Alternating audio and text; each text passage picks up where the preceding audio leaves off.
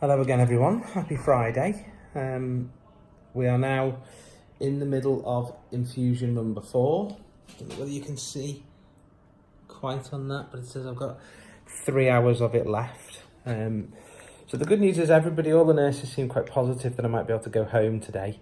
It just depends on how I react to this.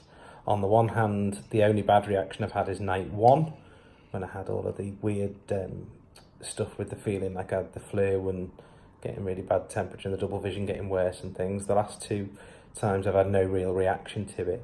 I feel a little bit spacey today, but I did get a sleeping tablet last night that knocked me out, and I think sometimes your body just takes a bit of time to adjust to it and things, doesn't it? So I'm not sort of too worried by that.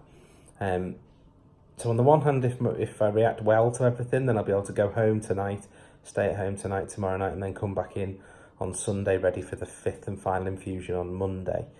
But on the other hand, all of the other people whose vlogs I've watched and things I've read from people who've had the Lemtrada infusion, they've all said that infusions number 4 and 5 are the ones that have hit them the worst. So I'm not getting overly excited at this point. I'm just sort of waiting to see what happens over the next few hours.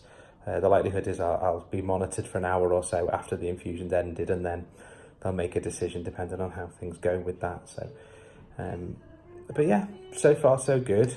I've got my fingers tightly crossed that I'll be allowed home, just because it's, I've been in this room now for 4 days or whatever it is, and it'd just be nice to get into, your own bed and your home comforts and all that sort of thing.